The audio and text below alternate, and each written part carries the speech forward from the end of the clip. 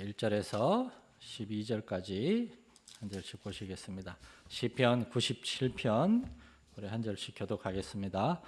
여호와께서 다스리시나니 땅은 즐거워하며 허다한 섬은 기뻐할지어다.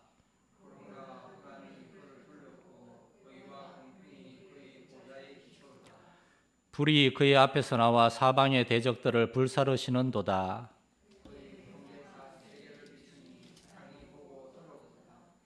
산들이 여호와의 앞 곧 온 땅의 주 앞에서 밀랍같이 녹았도다.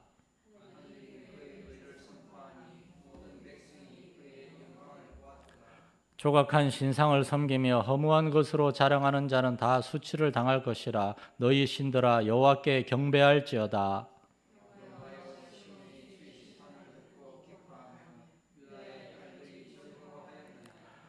여호와여 주는 온 땅 위에 지존하시고 모든 신들보다 위에 계시니이다.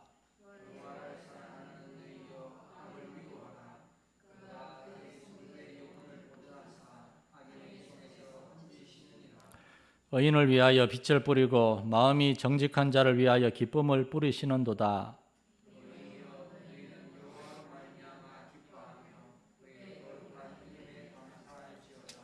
아멘.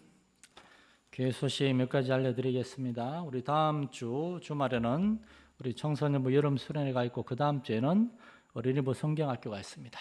여러분 위에서 좀 많이 기도해 주시고 정말 갈수록 교회 학교가 점점 힘들어집니다. 이렇게 정말 이대로 간다면 교회 학교가 한 10년, 20년 뒤에 남아 있겠나 싶은 그러한 인간적인 두려움이 있을 정도로. 근데 항상 그러한 영적인 깊은 그런 바닥을 치고 난 다음에 또 항상 하나님이 주시는 그런 회복과 부흥이 있더라고요. 근데 그런 건 저절로 일어나는 게 아닙니다. 막 부흥을 사모하면서 기도하고 오순절에 이르기까지 아버지께서 약속하신 성령님을 기다리며 기도하라 말씀에 제자들이 순종했을 때 오순절에 성령을 받은 것처럼 우리 기성세대가 우리 자녀들의 세대를 위해서 정말 많이 기도해야 됩니다. 우리 교회학교를 위해서 많은 기도를 부탁을 드리겠습니다. 그리고 성도들 건강을 위해서 이 장마와 무더위로 이렇게 성도들 아픈 분들이 많습니다. 몸 관리도 잘해야 되겠고 영적인 관리도 잘해야 되겠고 서로를 위해서도 많은 기도를 부탁을 드리겠습니다. 아마 여러분은 잘 기억을 못 하시겠지만 사실은 시편 93편부터 계속해서 하나님에 대한 시와 노래들이 나오고 있습니다.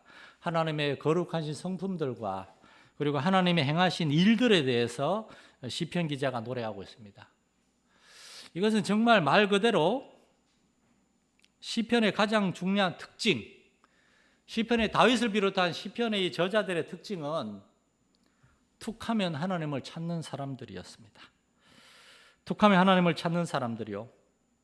툭하면 하나님을 묵상하는 사람이요. 어떤 상황 속에서도 기도하기를 쉬지 않는 사람들이 바로 그리스도인들이었습니다. 오늘 시편 97편도 저자를 알 수 없는 무명의 시입니다. 그런데 여러 다양한 시간과 상황들 속에서 하나님에 대해서 이야기하고 있습니다. 우리 그리스도인은 이 세상을 사랑하는 사람들입니다. 이 세상 속에는 마귀가 주는 끊임없는 시련과 도전들이 있어요. 그러한 것들 때문에 우리의 마음이 약해질 수 있습니다. 마귀는 언제나 우리의 마음을 건드리거든요. 그래서 우리 넘어지고 또 넘어져서 실족할 때도 있고 포기하고 싶을 때도 있고, 그런데 시편 저자들은 바로 그때 자기들의 문제나 상황에 주저앉아 있는 것이 아니라 성전을 찾는 사람들이었고 예배하는 사람들이었고 기도하는 사람들이었어요. 제가 우리 교회 성도들 보면서 참 한 가지 아쉬운 게 있어요. 예배 때 말고는 교회를 찾아오는 사람들이 아예 없어요.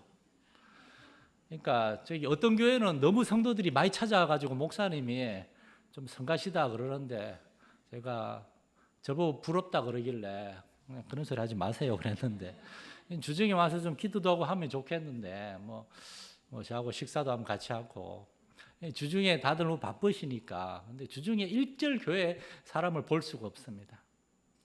여러분 교회 굳이 오지 않더라도 여러분의 삶의 자리에서 툭하면 하나님을 찾는, 하나님 앞에서 시간을 보내고 묵상하고 그런 습관들이 필요합니다.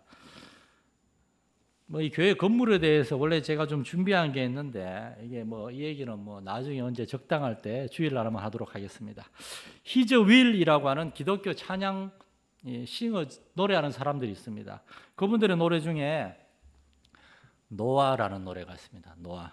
여러분이 잘 아시는 노아의 방주를 만들었던 그 노아입니다. 그 가사가 이렇게 되어 있습니다. 산 위에서 세상 모르고 배만 만드는 노아, 당신 참 바보 같군요. 왜 맑은 날 배를 만드나요? 왜 하필 높은 산 위에? 당신 참 바보 같군요. 당신 정말 바보 같군요. 눈부신 해가 하늘 높이 뜨면 비의 약속 잊을 만한데, 날마다 듣는 조롱에 그 외로운 길 포기할 만한데, 당신은 어쩜 그리 묵묵히 그 길 가나요? 당신은 어쩜 그리 그 자리를 지켜냈나요? 당신 참 바보 같군요. 당신 정말 바보 같군요. 나도 바보처럼 살래요. 노아는 120년간 배를 만들었습니다. 배를 만드는 동안 사람들이 뭐라 그랬겠습니까? 아니 저 영감님이, 노아가 배를 만들 때 500세였잖아요. 저 배를 왜 만들고 있냐고, 제정신이냐고. 그러나 노아는 배를 계속 만들었고 사람들에게 때가 되면 하나님이 온 땅에 비를 내릴 것이라고, 세상을 심판할 것이라고 전도했는데 사람들은 노아의 말을 듣지 않고 노아를 조롱했고 비웃었고, 그러니까 노아 할아버지는 지칠 만도 한데 포기할 만도 한데 계속해서 하나님을 믿었고 하나님께 순종했다는 겁니다. 이 정말 위대하다는 거예요. 그래서 그 찬양을 만들었어요. 여러분, 오늘을 사는 그리스도인의 삶이 바로 노아와 같습니다. 우리의 삶은 해 아래 새로운 것이 사실 그렇게 많지 않아요. 우리 제일 어르신이, 우리 장군사님 정도 되면은 새로운 일이 별로 없습니다. 뭐 이제 얼마 있으면 80이시잖아요.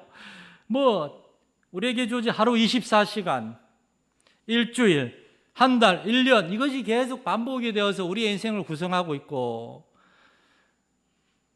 인생을 살면은 새로운 일이 별로 없으면 우리가 알 수 있습니다. 그런데 똑같아 보이고 매일 반복인 것 같은 그러한 삶이, 그래 세상 사람들은 지치고 답답해하고 따분해하고, 그런데 우리는 이 단순한 삶 속에서 얼마나 하나님의 명령에 순종하면서 하루하루를 살아가고 있습니까?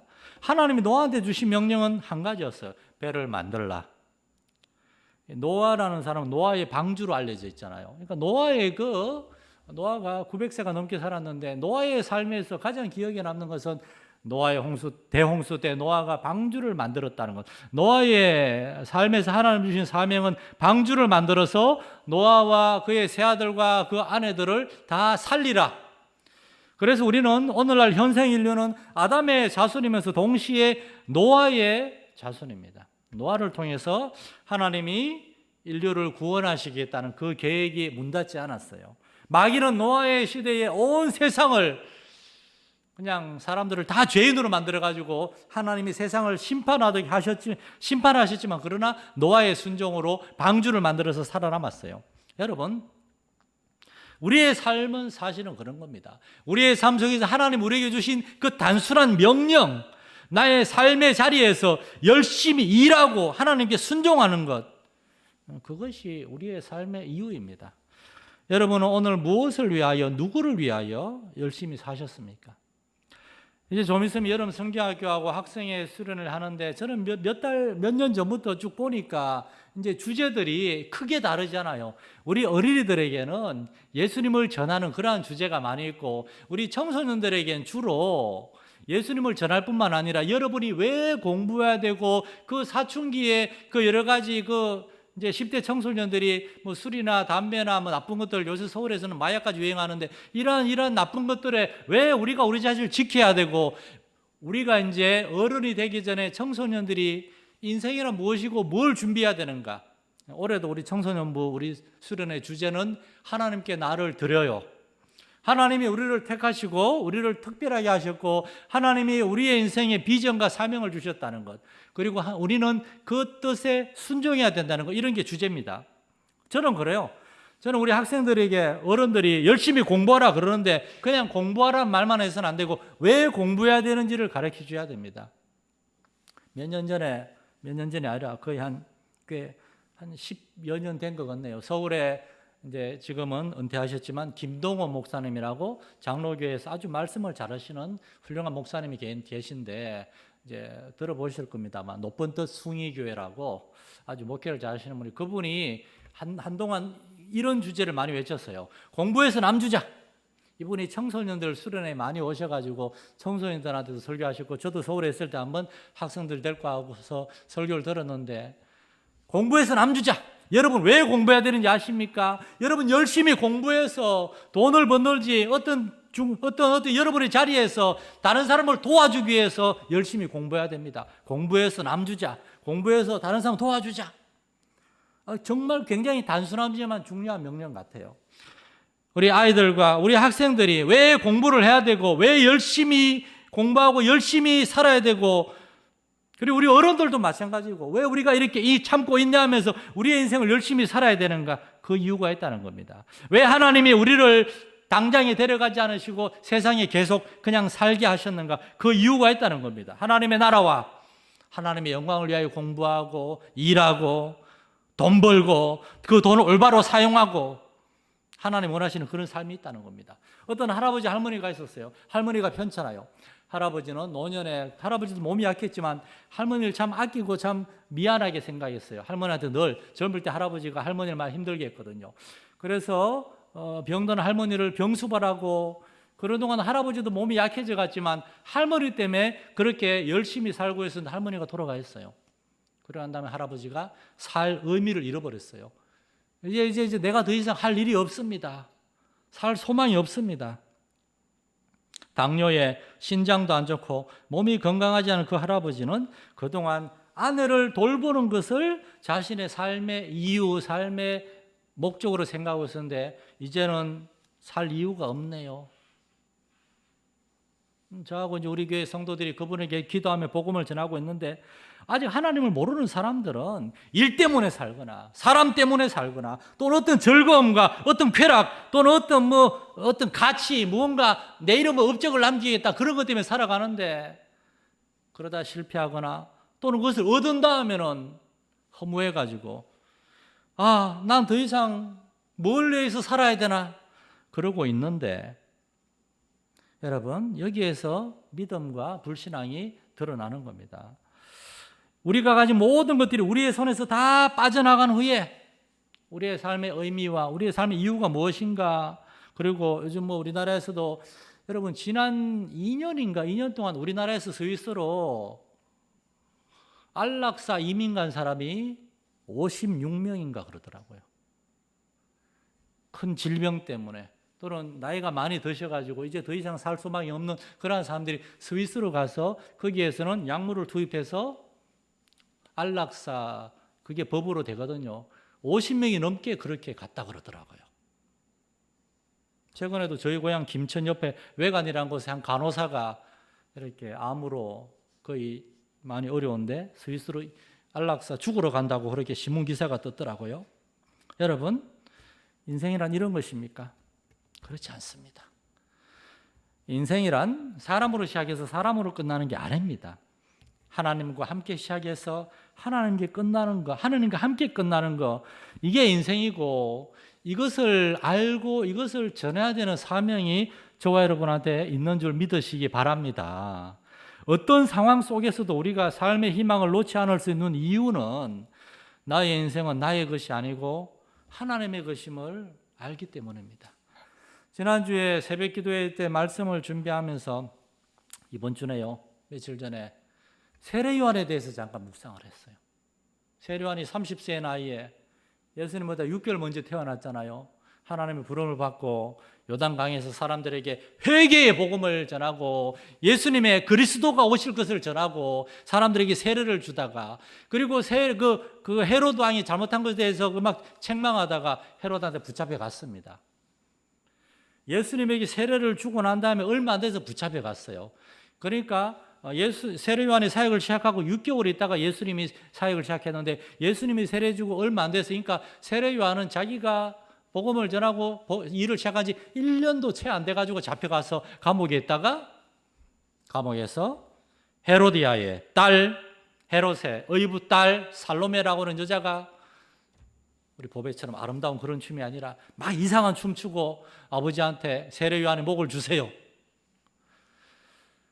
그렇게 세례요한은 감옥에서 목숨을 잃었는데 그 기사가 마태복음의 14장에 너무나 그냥 사실만 팩트만 딱 적어놓은 거예요. 세상 사람들 읽으면은 세례요한 얼마나 불쌍한가, 얼마나 비참한가, 얼마나 괴롭게 안타깝게 죽었을까? 그렇지 않습니다. 세례요한은 하나님이 자신의 삶에 주신 단순한 한 가지 명령, 주의 오실 길을 예비하라. 그래서 광야에 외치는 자의 소리가 되고, 소리가 뭡니까? 소리 자체에 누가 말하는가 중요하지 않아요. 그 소리의 메시지, 주의 오실 길을 예비하라. 그 메시지, 세례요한은 자신의 메시지를 전하고 자신은 사라져도 죽어 없어져도 상관없다는 거예요. 세례요한의 무덤도 모릅니다. 어디서 어떻게 죽었는지도 몰라요. 세례요한의 삶은 그러한 삶이었으나 세상 사람들은 비참하고 불행하다 할 수 있으나 그는 하나님 앞에서 여자가 낳은 사람 중에 가장 위대한 삶을 그런 살았던 사람입니다. 왜냐? 그는 젊어서 하나님이 자신에게 사명을 주셨음을 깨달았고 그 사명에 순종하는 삶을 살았기 때문입니다. 여러분, 우리의 인생이 그런 겁니다. 하나님을 알고 그 다음에 하나님이 나에게 준 사명을 발견하고 그 사명을 감당하다가 그 사명을 신실하게 감당하다가 어느 날 하나님이 부르시면 주님 감사합니다. 주님 준비됐습니다. 그리고 하나님의 부름에 응답하는 겁니다. 여러분, 우리의 삶은 그런 겁니다. 영국의 찰스 스펄전 목사님이 영국에서 30년간 매우 성공적인 목회자요 설교자의 삶을 살았습니다. 그분이 젊은 목회자들에게 목회자 지침서라는 그러한 책을 쓰고 이제 런던 그 신학교에서 신학생들의 강의를 하셨는데 어느 날 젊은 목사님들이 이제 교수님이기도 하고 또 훌륭한 선배 목사님이기도 한 스펄전 목사님이 교회에 이렇게 목회 어떤 방문 같은 걸 하러 왔어요. 그러면서 스펄전 목사님에게 목사님의 사명은 무엇입니까? 하니까 내 사명은 성도들을 하나님께로 인도하는 거지. 하나님의 말씀을 신실하게 전함으로. 정말 목사님 그 사명을 신실하게 감당하셨습니다. 정말 훌륭하십니다. 막 칭찬하고 그러니까 스펄전 목사님이 아니 그만하게 날 따라오게 그러면서 강단에 데리고 와서 스펄전 목사님이 그 만든 교회가 장막교회라고 태버나클 처치라고 그게 이제 현대 교회의 하나의 모델이거든요. 여러분 옛날에 한국 교회가 다 그렇게 생겼어요. 강단이 있고 강단 양쪽으로 방이 있어요. 방 하나는 목사님이 기도하며 예배 준비하는 방이고 방 하나는 그냥 빈 방인데 스펄전 목사님이 이 방을 가리키면서 내가 스펄전 목사님은 20살에 목회를 시작했습니다. 목사님이 되기 전에 내가 젊었을 때 목회를 시작했을 때 나의 목회를 걱정하는 우리 교회 나이 많은 성도들이 주일 아침에 한 분, 두 분 여기 와가지고 목사님 우린 여기서 예배 드릴게요. 그리고 이 방에 들어가더군. 그리고 그 어르신들이 인생의 모든 일들과 책임과 의무로부터 이제 자유를 얻은 그 어르신들이 여기에 모여가지고 내가 예배를 인도하는 내내 거기서 예배를 위해서 나의 설교를 위해 기도하고 있었다네. 그 경건한 어른들이 바로 나의 목회 사명과 설교 사역을 견고하게 붙들어 주었다네. 성도 여러분, 여러분의 교회를 위해서, 우리 성도들을 위해서, 복음 전도와 선교를 위해서, 다음 세대의 교회 학교와 우리의 자녀들을 위해서, 그리고 이 부족한 이 목회자를 위해서 이렇게 기도할 수 있기를 바랍니다. 여러분은 젊었을 때 일을 많이 하셨기 때문에 나이가 들어도 일을 더 많이 해줘야 됩니다. 그 일은 다른 일이 아닙니다. 목회, 하나님을 섬기는 일은 은퇴는 없습니다. 기도하는 장로님들, 기도하는 권사님들, 기도하는 어른들, 우리의 삶에 어려움이 있고 우리 마음을 힘들게 하는 많은 속상한 일들이 있고 내가 이제 뭘 더 할 게 있나, 무엇을 더 할 수 있나. 여러분 기도해야 되고 예배해야 되고 여러분의 기도를 통해 하나님 일하시고 여러분이 예배하고 하나님을 섬기고 다른 사람을 섬기는 모습을 보면서 우리의 젊은이들과 다음 세대가 나도 저렇게 신앙생활하고 나도 저렇게 나이 들어가고 싶다, 그렇게 되는 겁니다. 오늘 1절을 보시기 바랍니다. 여호와께서 다스리시나니 땅은 즐거워하며 허다한 섬은 기뻐할지어다. 이 한 구절에 기독교 신앙의 기초와 모든 것이 다 들어있어요. 여기서는 세 가지 사실을 얘기합니다. 첫째, 하나님이 온 세상을 다스린다는 것. 두 번째, 그러므로 그 이유로 인해서 우리의 삶은 기쁨과 즐거움이 있다는 것. 세 번째, 우리는 그러한 기쁨과 즐거움을 가지고 하나님을 위해서 살아야 될 사명이 있다는 것. 요약하면 우리의 삶은 하나님의 통치 안에서 하나님이 주신 사명을 감당함으로 하나님이 주신 기쁨과 즐거움을 누리는 삶이 되어야 한다라는 것입니다. 첫째, 하나님의 통치를 믿고 인정하는 겁니다. 왜 노아는 그 100년이 넘는 기간 동안 포기하지 않고 배를 만들었을까요? 정말 지칠 만도 한데, 이게 무슨 바보짓인가? 100년입니다. 100년. 제 아버지는 참 가정을 신경 안 쓰는 아버지였는데, 그런 아버지에게 정말 자랑스러운 한 가지 타이틀이 있어요. 교회학교 교사 50년 근속상을 받았어요. 그래서 교단 총회에서 무슨 표창을 받았는데 50년 동안 하나도 쉬지 않고 주일학교 교사를 했습니다. 여러분, 100년입니다. 100년. 100년 동안 노아는 어떻게 포기하지 않을 수 있었을까요? 그거는 하나님을 믿었고 하나님의 그 말씀을 믿었기 때문입니다. 신앙이란 하나님을 믿는 거고 하나님의 말씀을 믿는 겁니다. 그 하나님의 말씀에 때가 되면 내가 세상을 비를 내리고 심판할 것이다 그랬으니까 나는 믿고 순종해야 된다. 오늘날 많은 사람들이 하나님을 믿는다라고 말하지만 하나님의 말씀을 믿지 않습니다. 하나님의 다스림을 받지 않습니다. 하나님의 다스림을 받는 삶이란 말로만 하나님 믿는다 그러는 것이 아니라 하나님의 말씀을 듣고 순종하는 거예요. 두 아들이 있는데 저기 밭에 좀 가라 그러는데 첫째는 싫습니다. 둘째는 네 그래놓고 둘째는 안 갔어요. 근데 첫째는 회개하고 갔어요. 하나님의 말씀을 듣고 행하는 사람은 순종하는 사람이 지금 하나님 믿는 사람입니다. 하나님의 다스림을 2절에서는 의와 공평 이 두 단어로 소개합니다. 하나님 우리의 삶을 다스리면은 하나님의 정의와 있고 하나님의 공평함이 있다는 겁니다. 그런데 이 단어를 좀 더 깊이 보면은 이 의와 공평이라는 단어는 더 정확한 의미는 올바름, 옳은 것, 하나님의 세상을 통치하는 그 방법이 옳다는 겁니다. 거짓과 속임수와 잘못된 게 전혀 없어요. 요령이나 꼼수나 불의가 전혀 자리할 수 없습니다. 하나님의 통치는 가장 진실하고 올바르고 정의로운 것입니다. 우리 하나님을 믿을 수가 있어요. 하나님을 믿어야만 돼요. 또한 하나님의 통치는 가장 정의롭습니다. 불의함이 없어요. 부정함이 없어요. 불결함이 없어요. 기독교 신앙은 하나님만의 이러한 모든 의와 공평, 진리가 있다는 걸 믿는 겁니다.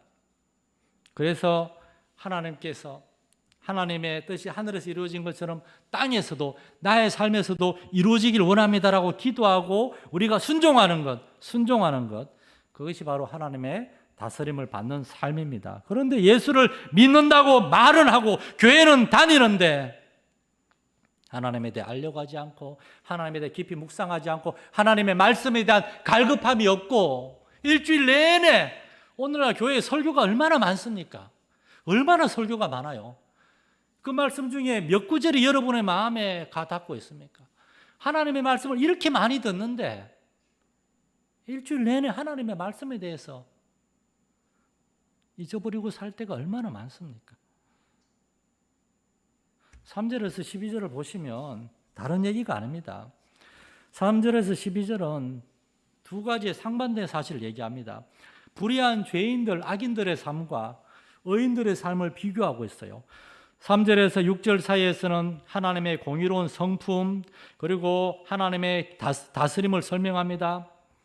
하나님은 하나님을 거역하는 대적들을 다 알고 계시고 때가 되면 심판하신다는 것입니다.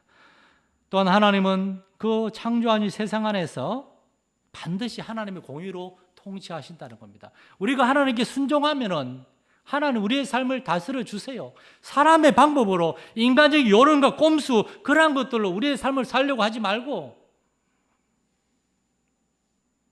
세금 탈세하지 말고 정직하고 진실하게 하고 얄팍한 그러한 거짓말과 어떤 과장이나 그런 걸로 사업하려고 그러지 말고 하나님 앞에 우직하고 진실하게 정직하게 하고 사업하는 사람들이 세상에서 정말 이 사람 왜 이렇게 우둔할 정도로 이렇게 정직하고 진실한가? 이 달력 보니까 교회 달력이 있네.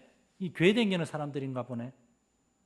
세상 가운데 소금이 되고 빛이 되고 우리의 착하고 선한 행실이 세상 가운데 드러나야 되는데 이건 예수를 믿는 건지 안 믿는 건지 전혀 표가 나지 않는 그러한 삶이 얼마나 많습니까?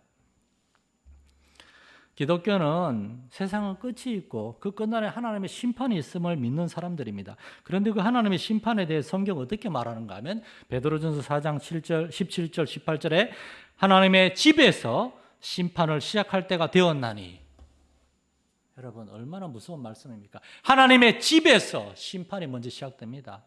양과 염소가 구분이 됩니다.